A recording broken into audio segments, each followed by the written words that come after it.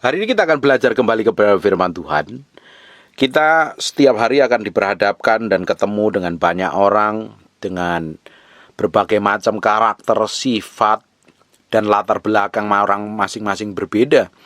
Tapi kita harus bisa mengendalikan hati kita dengan baik.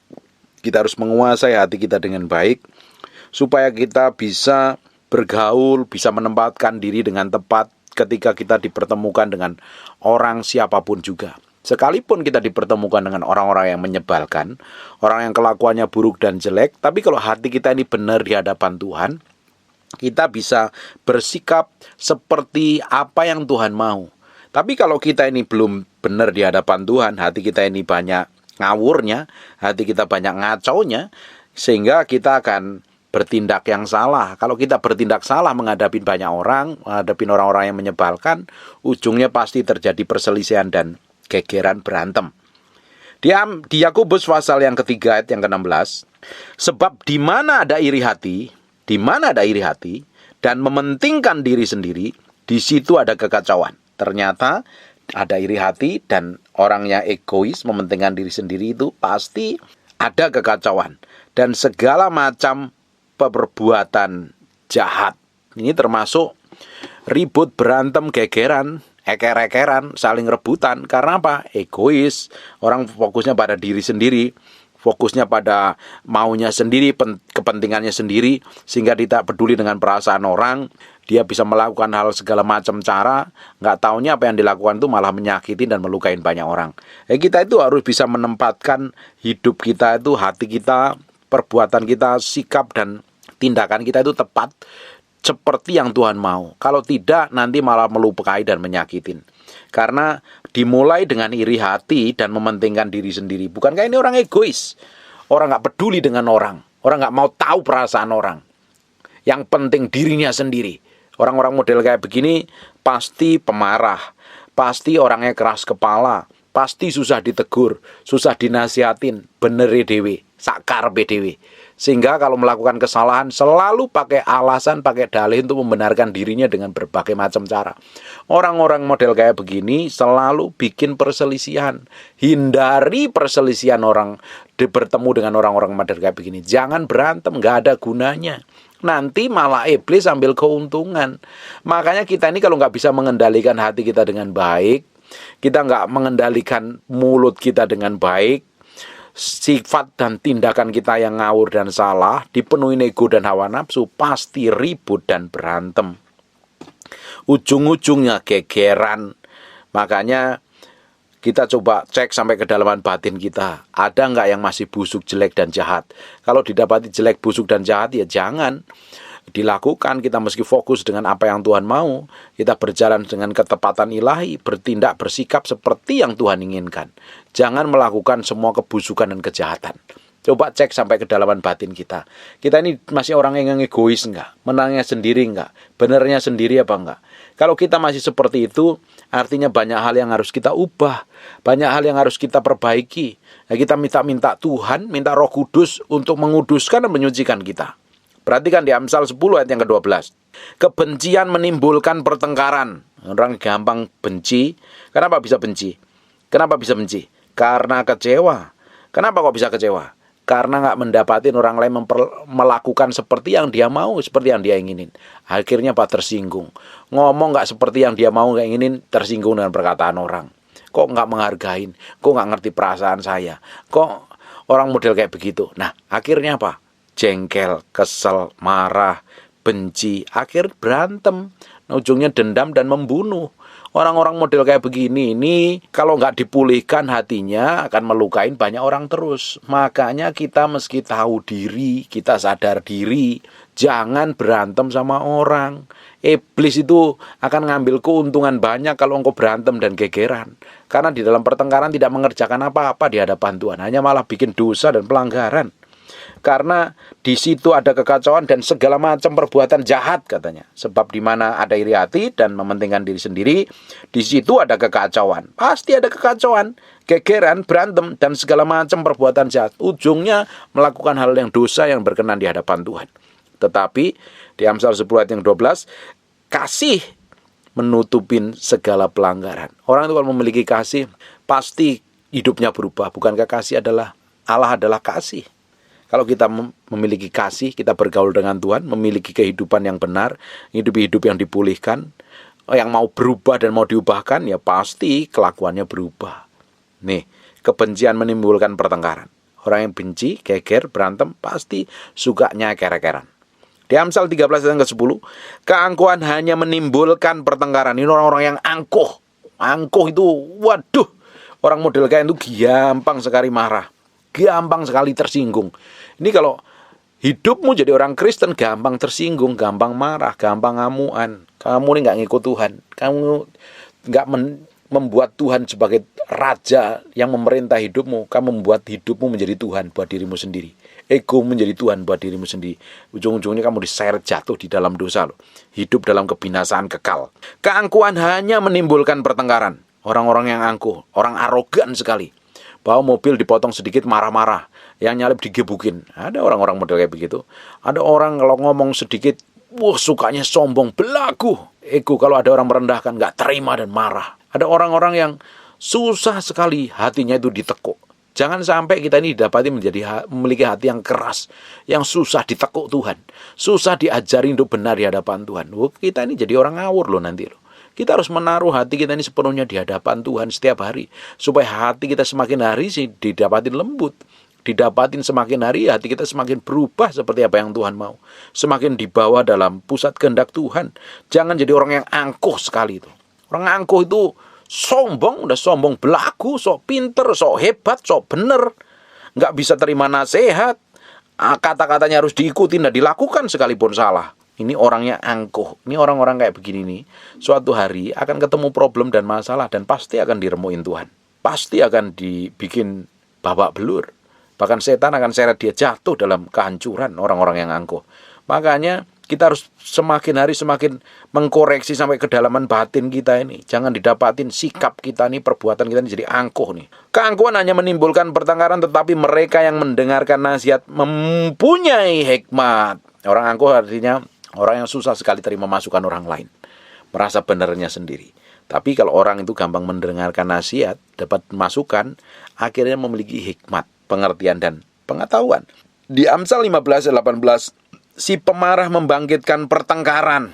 Ya pasti saja orang kerjaannya marah, pasti suka berantem, suka mencaci maki, mulutnya kotor, nantangin semua orang. Ini hati-hati nih, gampang komentar buruk kepada semua orang. Hati-hati nih. Ngerti juga kagak, kenal juga kagak, tapi komentarnya buruk dan menyakitkan. Ini ngajak berantem nih. Ini orang-orang model pemarah ini. Disinggung sedikit marah, nggak terima.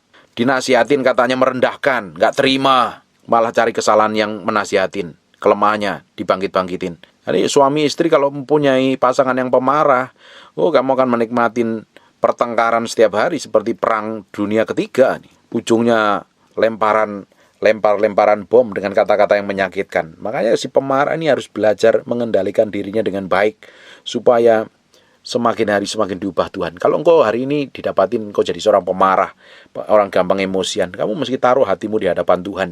Jangan sampai setan ambil keuntungan. Bahkan suami istri yang kerjaannya berantem, selisih pendapat, kamu mesti belajar bertobat, membereskan hatimu, belajar ngalah dan diam. Mulutmu dipakai bukan untuk ngajak berantem orang, untuk merendahkan orang, tetapi mulutmu dipakai untuk memberkatin orang lain, bukan nantangin orang lain. Dan kamu merasa hebat dan benar sendiri. Buat apa? Kalau kita merasa benar dan hebat sendiri padahal di hadapan Tuhan nol besar, tidak berkenan sama sekali. Amin. Amsal 15:18, si pemarah membangkitkan pertengkaran, tetapi orang yang sabar memadamkan perbantahan. Orang-orang yang sabar itu bisa mengendalikan diri, menaruh hatinya di hadapan Tuhan. Orang yang sabar artinya bisa menaruh emosinya di bawah kontrol kendali Tuhan. Bukan yang ngontrol, bukan yang mengendalikan emosinya sendiri, tapi kehendak Tuhan yang menguasai. Orang-orang yang kayak begini ini orang yang bisa hidup dipimpin Roh Kudus. Orang-orang kayak begini loh, kemanapun di tempat menjadi berkat bagi banyak orang. Orang di sekitarnya diberkatin Tuhan lewat ucapan, tindakan, dan perbuatannya. Orang-orang yang sabar adalah orang-orang yang mewarisin sebuah negeri, katanya. Orang-orang yang akan mewarisin sebuah negeri. Kesabaranmu itu dibentuk lewat proses menghadapi orang-orang yang selalu bikin kamu kacau dan berantakan dan gak sabar. Kalau kamu diperhadapkan dengan orang-orang yang bikin kesel, marah terus, artinya kamu sedang sekolah kesabaran. Sampai kapan, Pak? Sampai ngalami kemenangan. Waktunya kapan? Waktunya Tuhan, bukan waktu kita. Ini sekolah kesabaran ini penting nih. Dengerin khotbah saya tentang sekolah kesabaran nih.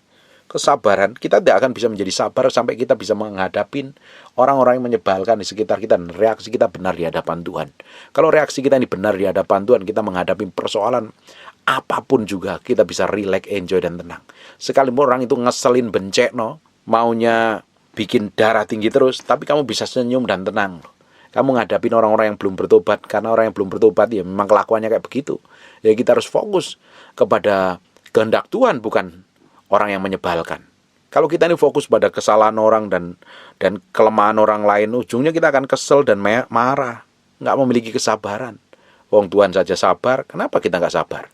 Pak, dia udah keterlaluan, dia sudah terlalu menyakitkan. Justru ketika kamu diperhadapkan dengan orang-orang yang tidak sabar, tapi kamu bisa mengendalikan dirimu dengan baik, menempatkan dirimu di tempat yang tepat seperti apa yang Tuhan mau, justru karakter Allah akan manifestasi melalui hidupmu. Tenang saja. Kalau ada orang jengkelin, senyum aja. Kasih senyum aja. Serahin sama Tuhan. Kalau orang melukai hatimu, kasih senyum saja. Tuhan akan obatin lukamu kok. Tuhan akan lakukan pembelaan atas hidupmu. Tidak perlu khawatir. Amin. Amsal 17 ayat yang ke-14. Memulai pertengkaran adalah seperti membuka jalan air. Jadi undurlah sebelum perbantahan dimulai. Kalau udah mulai orang ngajak debat, ngajak berantem, selisih pendapat, udah jangan dilayani. Buat apa? Nggak ada gunanya. Berdebat dengan hal yang konyol, hal yang kosong itu nggak ada gunanya. Hindarin hidup perselisihan dan pertengkaran. Maka hatimu akan bahagia. Hidup kita akan tenang dan enjoy, menikmatin semua berkat dan kasih karunia Tuhan. Jangan mencari musuh terus, ngajak berantem orang terus, ngajak berantem pasangan hidupmu terus. Apalagi kalau kamu ngelihat kekurangan dan kelemahannya, ya kamu pasti kesel. Kalau kesel kamu pasti marah. Buat apa? Nggak ada gunanya sama sekali. Jauh lebih baik kita menghindari semua perselisihan dan perbantahan supaya nggak ada pertengkaran kok. Makanya kalau tensi udah tegang, pasangan suami istri udah mulai berbantah-bantah dan nadanya tinggi, stop, jangan dilanjutin, nanti pasti berantem. Buat apa berantem? Bukankah cinta kita lebih besar daripada gegeran dan kelemahan pasangan hidup kita? Udah tutupin kelemahanmu, kelemahan pasanganmu dengan kekuatanmu, nggak usah gegeran merasa benernya sendiri. Apalagi yang diributkan hal sepele, hal konyol yang nggak berguna, nggak ada gunanya sama sekali. Apalagi berdebat dengan firman Tuhan. Udah hindari orang yang berdebat dengan firman Tuhan. Firman Tuhan bukan untuk diperdebatkan tapi dilakukan. Semakin kamu perdebatkan, kamu semakin merasa benar sendiri dan orang lain salah semua. Saya hindarin perdebatan. Saya juga malas berdebat dengan orang-orang yang sok pinter, sok bener ya. Orang punya pengertiannya masing-masing sendiri ya. Kalau bener pandangannya sendiri ya susah. Firman Tuhan, kalau ada orang ngajak berdebat dengan firman Tuhan, hindari. Nggak ada gunanya sama sekali. Firman Tuhan bukan untuk diperdebatkan. Semakin kamu perdebatkan, semakin kamu bingung nanti. Tapi waktu semakin kamu lakukan firman ini, semakin kamu ngerti dan hidupmu akan dipakai Tuhan luar biasa. Kalau ada perbantahan, gegeran, mulai berantem, nggak terima ini, nggak terima itu, udah mulai undur saja. Menghindarin kayak begitu, diundur. Artinya hindarin perbantahan itu. Hindarin semakin meruncing dan kita serahin sama Tuhan. Makanya nanti nggak akan terjadi pertengkaran. Tapi kalau perbantahan itu dimulai, ujungnya akan seperti membuka peperangan terbuka. Saling sakitin, saling melukai. Padahal nggak ada gunanya sama sekali loh. Kita memperkatakan atau ngomong kasar dengan orang lain atau dengan pasangan kita dengan kata-kata yang menyakiti itu tidak ada gunanya, hanya melukai. Buat apa kita melukai orang dengan kata-kata kita? Bukankah kata-kata kita harusnya kita pakai untuk memberkati orang lain? Makanya jaga itu, mulut itu. Bahasa Surabaya ini bagus itu. Cangkemmu itu mesti dijaga, lambemu itu mesti dijaga. Dipakai ngomong kebenaran, bukan untuk ngomong yang menyakitkan dan melukai orang lain. Terutama melukai pasangan hidupmu dan anak-anakmu. Amin.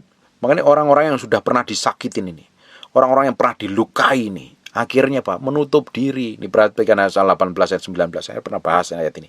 Saudara-saudara, Amsal 18 ayat 19. Saudara yang dihianati lebih sulit dihampirin daripada kota yang kuat. Ternyata orang yang pernah dihianatin itu menutup diri. Akhirnya apa? Kalau udah menutupi karena udah pernah dilukai, karena pernah disakitin, karena pernah dihianati, dia nggak mau terulang lagi. Makanya kalau ada orang mendekati, akhirnya pertengkaran adalah seperti palang gapura-puri. Ajak berantem dulu. Nanti jangan daripada nyakitin, mendingan jaga jarak. Jaga jaraknya apa? Dengan berantem. Makanya ngomongnya ketus, ngomongnya merendahkan. Coba perhatikan orang-orang di sekitarmu yang ngomongnya ketus, nyakitin, merendahkan, melukai, nggak hormatin. Bahasa Jawa itu nggak ngajeni wong, nggak ngwongke. Selalu memandang rendah dan memandang kekurangannya. Hati-hati itu. Hatinya itu nggak benar itu. Dia pasti pernah dilukai dan disakiti dan belum disembuhkan. Orang-orang yang belum disembuhkan dan pernah dihianatin di masa lalu, belum diberesin di hadapan Tuhan, masa depanmu akan kacau, kelakuanmu akan nyentrik, mulutmu akan ketus dan melukain banyak orang. Karena apa? Kamu pernah dilukain dan belum disembuhkan. Jangan-jangan orang yang kamu ajak ngomong nanti akan melukain lagi sama kamu. Makanya kamu ngajak berantem sama orang, ngomongin nyakit dan melukain orang lain. Amin. Amsal 22 ayat yang ke-10, usirlah si pencemooh, maka lenyaplah pertengkaran. Ternyata orang yang gampang mencemooh, yang merendahkan orang lain, yang melukain orang lain itu gampang bikin berantem orang. Kayak begitu itu, singkirinlah orang-orang kayak begini. Buat apa nggak ada gunanya? Singkirin dari pertemanan dan singkirin dari hidupmu. Bergaul dengan pencemooh, kamu akan seperti pencemooh. Kamu bergaul dengan penghujat, kamu akan sama seperti penghujat nanti. Usirlah pencemooh, maka lenyaplah pertengkaran. Dan akan berhentilah perbantahan dan cemooh. Dia kerjaannya nilai buruk orang lain, jelekin orang lain, apalagi ikut orang lain berantem. Orang lain gegeran kok kita ikut-ikutan, lu buat apa? Mau cari gara-gara, cari penyakit itu. Di Amsal 26 ayat 17 perhatikan baik-baik. Orang yang ikut campur dalam pertengkaran orang lain, jangan ikut campur, jangan ikut nimbrung orang yang sedang berantem. Jangan sok-sokan, nggak perlu. Kalau nggak disuruh Tuhan, kamu nggak perlu ikut campur. Orang yang ikut campur dalam pertengkaran orang lain adalah seperti orang yang menangkap telinga anjing yang berlalu. Lu digigit nanti. Kamu akan digigit dan akan terluka. Ya kalau anjingnya nggak kena rabies, kalau anjingnya kena virus anjing gila, kamu akan ketularan. Makanya hati-hati. Kalau ada orang berantem di media sosial, ada orang berantem di YouTube, ada orang berantem di sekitarmu, keluargamu, lingkunganmu, gerejamu, nggak usah ikut campur, nggak usah ikut nimbrung. Serahin saja, doain saja biar mata hatinya mereka dua-duanya yang berantem itu dibukakan dan bertobat sama Tuhan. Bukan malah kita ikut ngompor-ngomporin, ya nggak ada gunanya. Kalau ada ipar sama sepupu berantem, ipar sama istri, sama suami dengan sepupu berantem, atau mertua, menantu, atau siapapun juga lah yang berantem, nggak usah ikut campur. Jangan tambah-tambahin, jangan memanas-manasin. Cukup kamu diam dan doakan mereka. Kalau kamu ikut campur nimbrung, kamu seperti nangkap telinga anjing yang sedang jalan. Dan anjingnya anjing gila, kamu digigit, kamu terluka nanti. Kamu mesti ke dokter dan buang uang sia-sia. Di Amsal 30 ayat yang ke-33 yang terakhir. Sebab kalau susu ditekan, mentega dihasilkan. Kalau susu itu ditekan, mentega dihasilkan. Kalau hidung ditekan, darah keluar. Dan kalau kemarahan ditekan, marah ditekan. Ujungnya apa? Marah itu semakin ditekan, semakin dikompor-komporin, semakin dilawan, semakin dibikin perbantahan. Akhirnya apa? Pertengkaran yang timbul. Padahal kita nggak boleh berselisih banyak sama orang. Kita harus hidup berdamai dengan semua orang. Kita harus ngejar kekudusan. Kita harus ngejar kekudusan hati kita, pikiran kita, perkataan kita, dan perbuatan kita. Semakin hari semakin menyenangkan Tuhan. Hindarin semua perselisihan. Perselisihan hanya membuat hatimu terluka, membuat hidupmu nggak damai sejahtera. Hindarin perselisihan. Hindarin perbantahan. Orang membantah begini, ya wis diamin aja. Serahin aja ke Tuhan. Oh, Tuhan itu tahu isi hatimu kok. Apapun yang kamu lakukan, apapun yang kamu kerjakan, Tuhan tahu isi hatimu. Ngapain berantem? Ini bagi-bagi keluarga-keluarga yang sedang berantem suami istri, nggak usah berantem. Hindarin perbantahan. Kamu saling melukai dan saling menyakitin. Lebih baik diam dan doakan saja. Kalau dia ngomongnya kasar, Pak, merendahkan, bawa-bawa nenek moyangku, Pak, udah biarin saja. Diam saja, doain. Jangan bikin perbantahan, jangan dilawan balik. Nanti kamu tambah terluka, kamu saling menyakiti. Nggak pulih-pulih. Diem, serahin ke Tuhan. Hindarin perbantahan, hindarin perselisihan, hindarin pertengkaran. Hidup kita akan damai, sejahtera, menikmatin semua berkat Tuhan janjikan sama kita. Dan gitu kita semakin dipakai Tuhan secara dahsyat dan luar biasa. Nama Tuhan akan dipermuliakan melalui hidup kita. Dan apa saja yang kita kerjakan, nama Tuhan ditinggikan. Dan Tuhan akan buat berhasil. Amin. Tutup matamu, tutup Alkitabmu. Kita berdoa Bapa dalam nama Yesus. Terima kasih buat firman-Mu. Kami materaikan dalam loh batin kami yang paling dalam, bahwa kami untuk mengerti kehendak-Mu, berjalan dalam kebenaran setiap hari. Mengerti kebenaran dan hidup kami semakin sempurna sama seperti-Mu. Kami percaya perjalanan hidup kami dipimpin oleh Tuhan, dikuasain Roh Kudus, sehingga hidup kami berjalan dalam ketepatan ilahi. Berkati semua orang yang mendengar firman yang hamba-Mu sampaikan Tuhan, dimanapun mereka berada. Diberkati keluarganya, diberkati pasangan hidupnya, diberkati bisnis apa saja yang dikerjakan, dan pekerjaan tangan diberkatin Tuhan, pelayanan diberkatin Tuhan. Terima kasih Tuhan. Kami kembalikan segala hormat, pujian, pengagungan buat Raja kami yang Maha Mulia Yesus Kristus Tuhan. Hamba-Mu berdoa untuk orang-orang yang sakit, oleh bilur Yesus, oleh darah Yesus, jadilah engkau tahir, jadilah engkau sembuh, sehat seperti sedia kala. Terima kasih Tuhan buat kesembuhan-Mu. Kami kembalikan semuanya untuk hormat kemuliaan Raja kami yang Maha Mulia. Dalam nama Yesus kami berdoa dan mengucap syukur. Haleluya. Amin. And God bless you.